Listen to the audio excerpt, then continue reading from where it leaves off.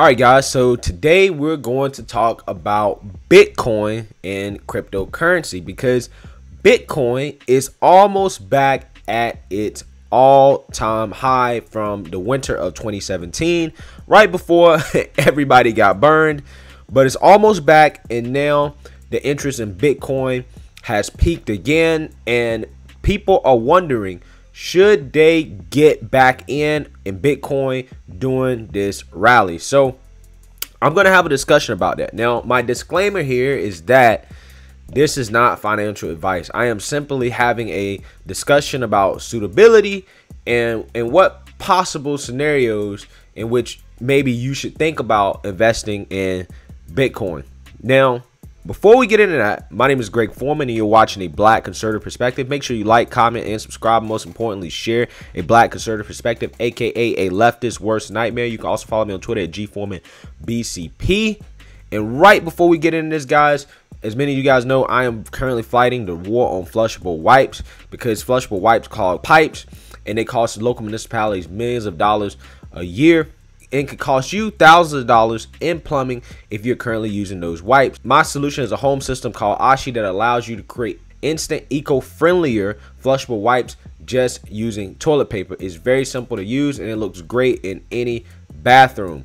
Ashi is a great Christmas present for these holidays. 10% of net proceeds will go to Toys for Tots. So if you're interested, go to ashihome.com. This is my business. This is my startup. If you want to support, that's the best way to do so. All right, guys. So take a look at this video from CNBC, which a former Goldman Sachs analyst, Mike Busila, discusses what he thinks is going to happen with Bitcoin. Through what exactly is different this time around. Can we believe the rally? Sure, Dom, and thanks for having me. So the big difference here is March really changed everything. It changed everything from the market microstructure of Bitcoin to really its place in the macro community and how it's viewed. And so you can kind of, I think, summarize it in that the market has changed from speculators to allocators. And so what does that mean and how, and sort of where are the data points that show towards that? There are really two things you can look at fairly easily. One being the Google search trends indicator, which right now stands about 10. So what does that mean? That means the amount of individuals searching for Bitcoin on Google is about 1/10 that of the peak, which we saw in 2017. The other piece of data, which is more market data oriented, is really around the markets in which Bitcoin's being traded. So if you look at the ratio of spot volumes to derivative volumes from just January. So again, this shows how dramatically March changed the market. From just January, we went from a 6-to-1 ratio derivatives to spot. We're now down to a 3-to-1 ratio and spot volumes have exploded by 200%. And so what does that mean? That means we have a much better version of price discovery in Bitcoin. It also means those are more likely institutional buyers versus retail levered buyers.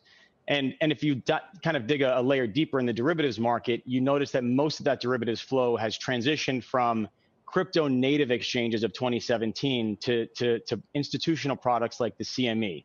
And so I think really firmly indicates that retail's actually missed out on this rally this year. It's been primarily and firmly an institutional bid. All right, so Mike, then let's take us through how, as an institutional trader, you actually participate in this market. How exactly do you get exposure? Do you just buy wholesale right now? Do you leg in? What's the move? So you can take it any which way, right? Whether you buy a block of it now, it depends on your timeline, dollar cost average. There's an enormous amount of fiat on ramps, which has really, in essence, created a much safer sandbox for people to play within, right? And so you've got whether it be PayPal, whether it be Square, you have even the largest bank in Singapore, for example, DBS, is now launching a crypto spot exchange. And so there are many different ways to play it. From a retail perspective, the safest and easiest way to do it are through apps like Coinbase or again, Square. If you think about, or PayPal actually just initiated their service last week. Seamless. I tried it myself. It was fantastic. All right, and before we let you go, we just got about 30 seconds here left, Mike. As you take a look at the way things are moving right now, what scares you the most about the price action? So I think with any run like we've had, it's been a fairly linear bull run for Bitcoin. I think towards the tail end, and particularly as we recapture the highs of 2020, or of 2017 at 20,000, you're going to see this sort of blow off top. And that'll be really a function of speculators starting to re-enter the market.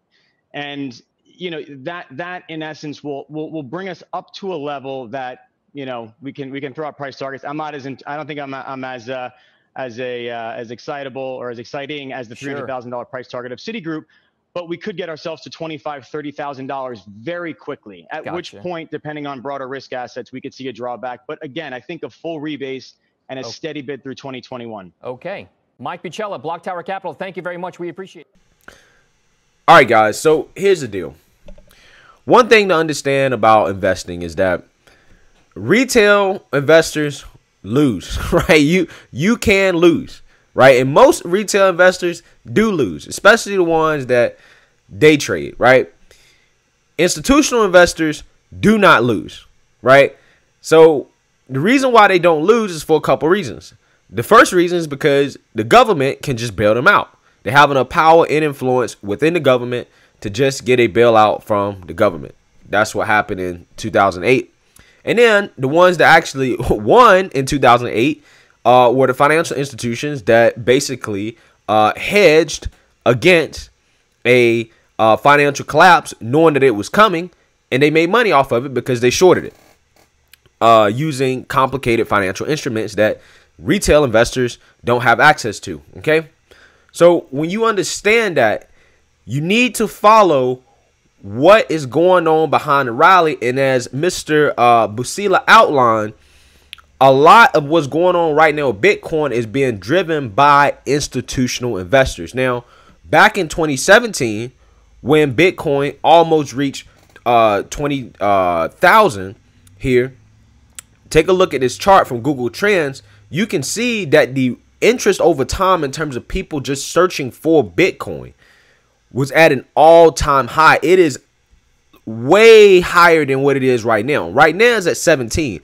Back then at its peak, it was 100. It was 100. It was as high as you could get it, right? And also, if you take a look at Bitcoin's price around that time period, you can see that, again, bam, December 19th, 2017 was $18,984.77. Again, guys, those line up perfectly because what happened was that Bitcoin's price was being driven by increased volume and speculation in the marketplace. Everybody thought they was going to get rich, including me. I was unfortunate enough to invest in Bitcoin and crypto back in November 2017, and it kept going up so much that I got greedy and I just kept investing. I was like, you know what? I'm just going to keep going. I'm going to be rich and I'm going to pull out at the right time and I'm going to be fine. Right? But of course, that's not what happened because I don't care what technical analysis you know. Nobody knows what's going to happen to the market in the future, right? This is why you have to rely on fundamentals. And the only fundamentals that we really have for Bitcoin is who's actually investing in the product, right? And who's actually investing in the product is going to tell you how subject it is to a huge drop like what happened in 2017 where everybody pulled out the closer it got to 20,000, which left people like me losing a ton of money because I thought that I knew what other people didn't know. Right? So this is why I always tell people, be diversified in your assets. Okay? Your portfolio should cover the whole market. You should be exposed to a little bit of everything. And that means even a little bit of Bitcoin.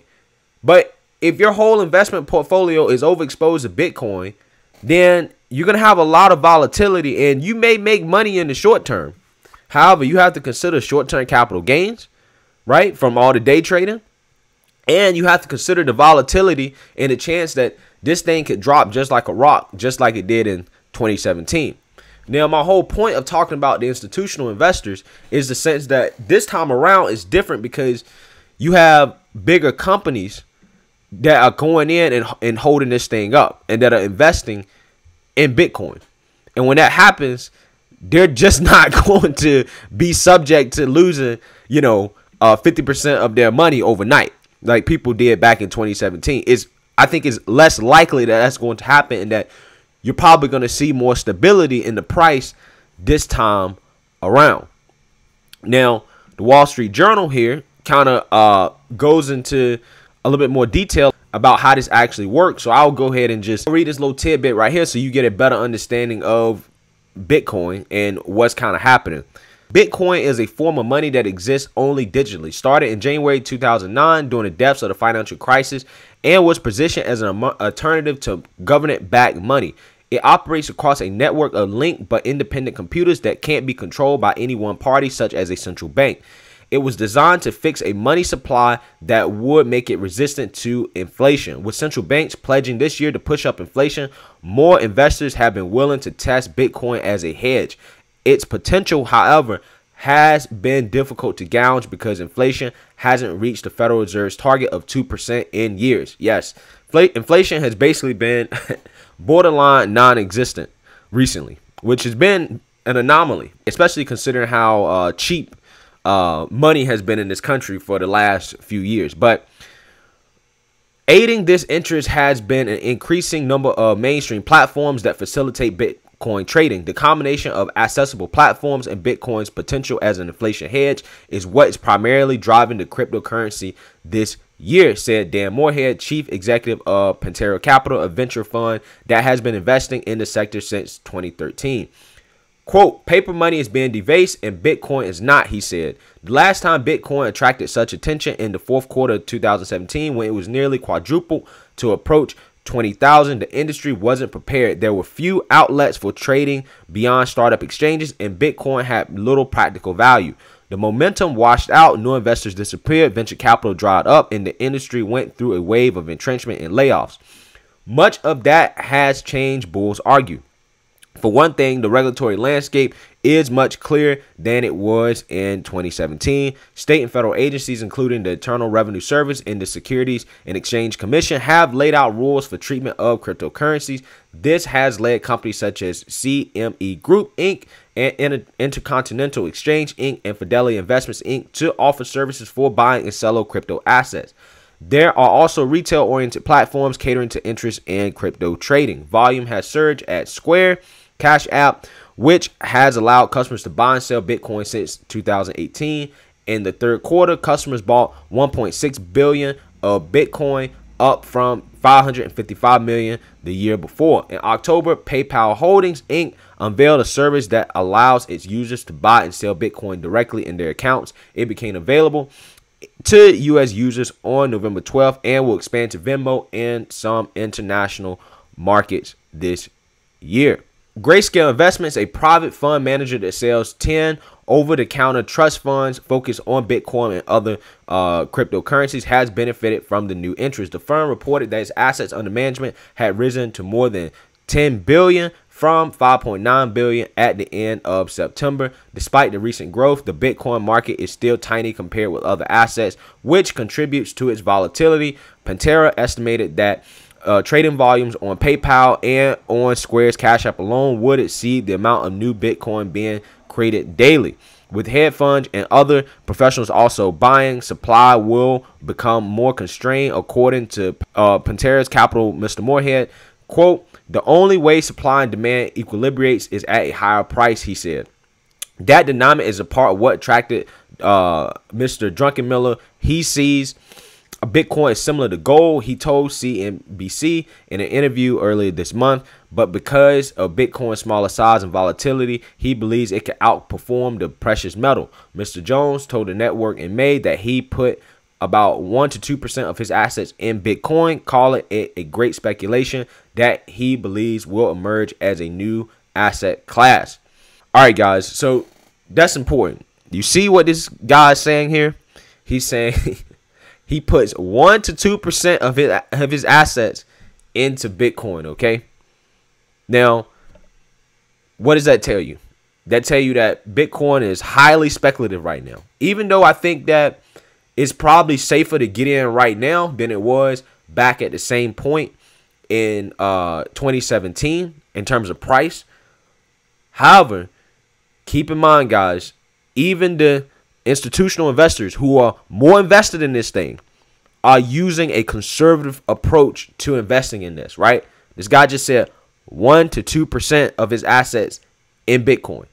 So as a retail investor, you probably should be thinking no more than probably about 5% of your portfolio. At most, if you're really willing to take the risk, 10%.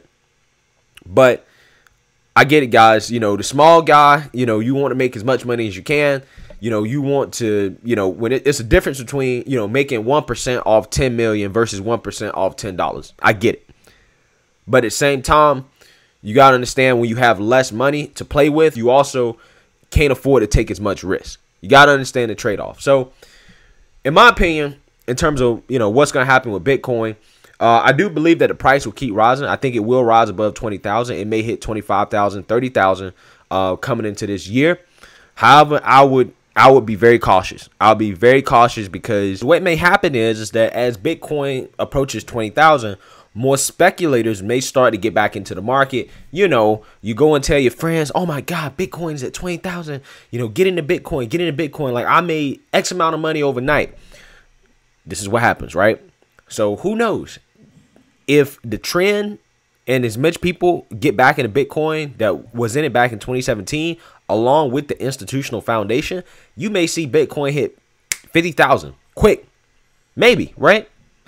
But what always happens, once the big players in the speculation market decide to dump, what happens is there's always a big pullback. You know, we've seen what pullbacks like this have done, and it has devastated the market. And quite honestly, I hope there's another pullback so I can, you know, buy some more Bitcoin at 5,000. That's me personally. But, you know, it is what it is. So, yeah, man, Bitcoin is almost at 20,000. No matter what, whether you decide to get in it or not, make sure you're diversified in what you're doing. Be in a little bit of everything, not just dipped into one thing. But other than that, let me know what you guys think. Make sure you like, comment, or subscribe. And most importantly, share a Black conservative perspective. Peace.